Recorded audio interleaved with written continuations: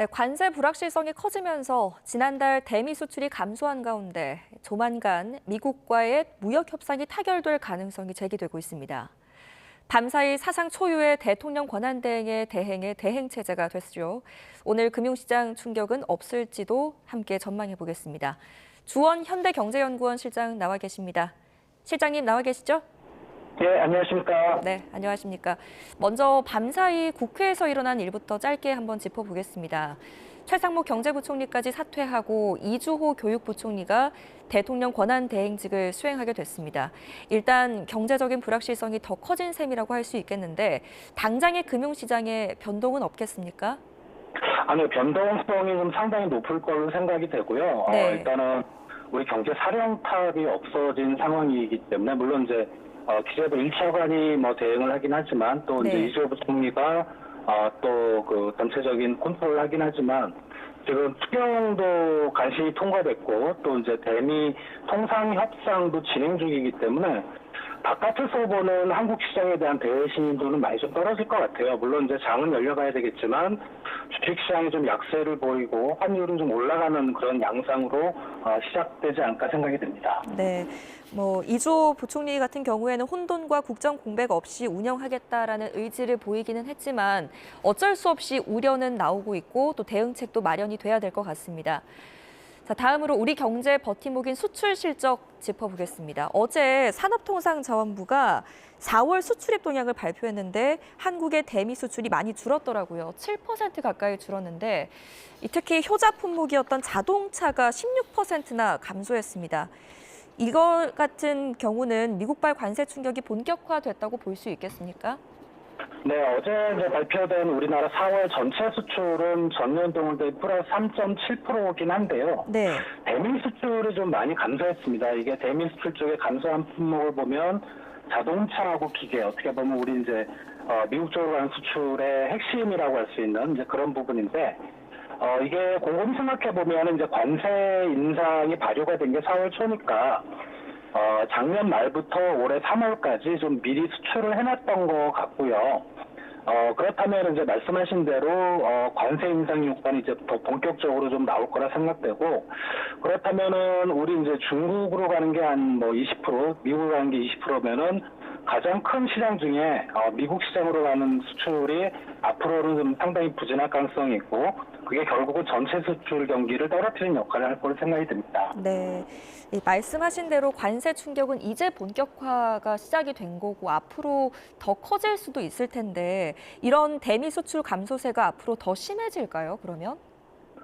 일단 자동차 그다음에 철강에 대한 품목 관세는 여한의 사정이 없는 한 트럼프가 국가에 대해서 어떤 기업에 대해 예외를 두지 않거든요. 그리고 또 하나 우려되는 게 네. 지금 바이오라든가 반도체에 대한 관세 카드도 만지작거리고 있어서 네. 그렇다면 이제 미국으로 가는 수출은 앞으로 좋은 상황을 유지하기보다는 점점 좀 나빠지는 방향으로 가지 않을까 생각이 됩니다. 그렇군요.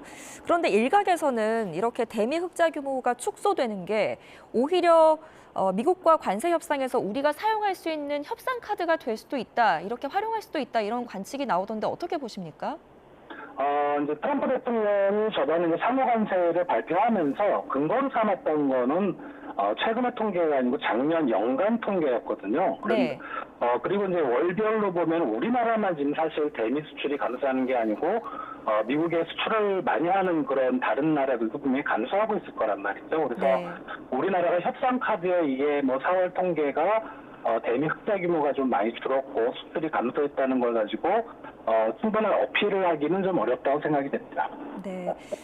일단은 7월 8일 전까지 상호 관세가 유예되어 있기 때문에 그 전에 이제 미국과 우리나라의 협상이 계속될 텐데 우리 정부는 신중한 입장을 고수하면서도 이 실무급 협의에는 속도를 내고 있는 모습이기도 합니다.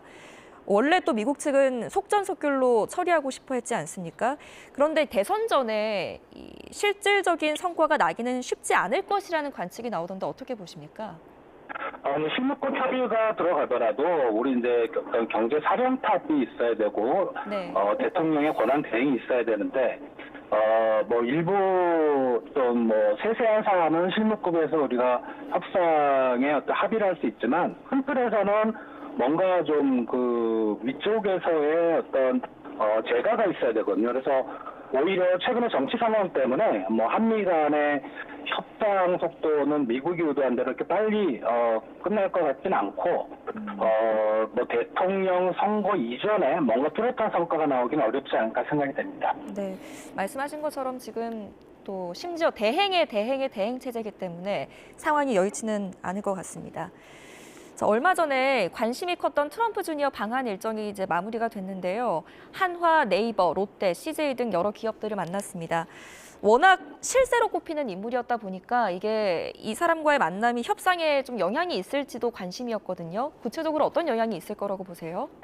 이번에 이제 트럼프 주니어가 와서 이제 만난 우리 기업들을 보면은 사실 미국에 대한 수출 기업, 주력 수출 기업들은 좀 빠져 있거든요. 네. 어떻게 보면 우리 국내 내수라든가 아니면 미국에 진출을 희망하는 기업들 위주고 뭐 미국의 수출에 관세 영향을 받을 수 있는 기업으로는 뭐 바이오 기업이라든가 방산 기업 정도라서 어떻게 보면은 우리가 미국에 진출을 희망하는 기업 위주로 좀 만난 것 같고요. 또 이제 네이버라든가 이런 IT라든가 AI 관련된 그런 기업 총수들을 만난 걸 봐서는 아마 트럼프 주니어가 한국에 대한 투자 이런 내용이 주로 오갔지 않을까 생각이 됩니다. 네, 알겠습니다. 지금 국제 정세가 굉장히 또 불확실성을 크게 띠고 있기 때문에 미국의 관심도 그렇고 우리의 관심도 그렇고 이제 점점 금리 인하 시점으로 옮겨가는 것 같습니다. 트럼프 대통령에 이어서 스콧 베센트 재무장관도 금리 인하를 압박하고 나섰습니다. 언제쯤 인하가 가능할 것으로 보세요? 미국의 이제 FOMC 의원이 파월 의장을 비롯해서 12명인데 물론 파월 의장이 한 사람이 금리 정책을 결정할 수 있는 권한은 없지만 파월 의장의 임기는 딱 정해져 있거든요. 내년 네. 봄까지. 그렇기 때문에 뭐 미국 트럼프 행정부의 어떤 의견을 수용할 것 같지는 않고 지금 밤사이 보면은 미국 FOMC가 5월 7일 날 이제 열리고 저희 금통위가 5월 29일 날 열리는데 5월 7일은 거의 동결이 확실합니다. 네. 그럼 이제 6월 달에 FOMC가 한 번 더 열리는데 그것도 밤사이에 보면은 동결 가능성이 하루 전에 33%였는데 어제 43%까지 올라갔거든요. 그래서 트럼프 행정부대로 금리 인하를 연준이 빠르게 할 것 같지가 않고 그렇다면 우리 금통위도 5월 29일에 있는데 과연 뭐 시장에서는 금리 인하 가능성을 많이 좀 높게 보긴 하지만 실제로 그렇게 금리 인하에 빠르게 돌입할 수 있을까? 그건 개인적으로 약간은 회의적인 생각입니다. 네, 말씀하신 것처럼 또 한미 금리 차가 중요하기 때문에 한국은행 측에서도 고심이 깊을 수밖에 없습니다. 이창용 한국은행 총재가 양적 완화 카드를 언급하기도 했는데 이건 어떻게 보셨어요?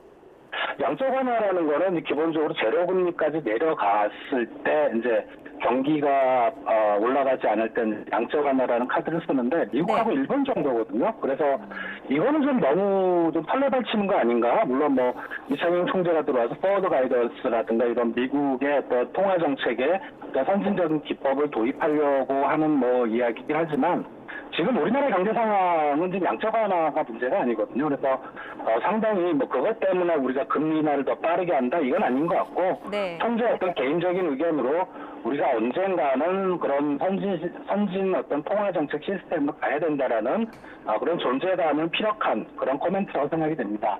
네, 알겠습니다. 끝으로 뉴욕 증시 상황 짚어보겠습니다. 뉴욕 증시가 간밤에 일제히 상승 마감했습니다. 배경은 뭐라고 보십니까?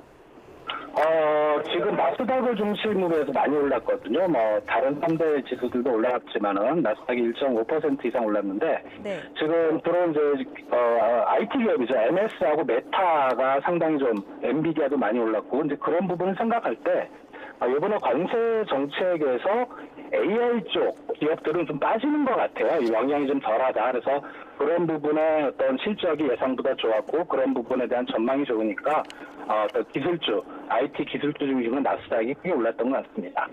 네, 알겠습니다. 오늘 여기까지 듣겠습니다. 지금까지 주원 현대경제연구원 실장과 함께했습니다. 잘 들었습니다. 감사합니다.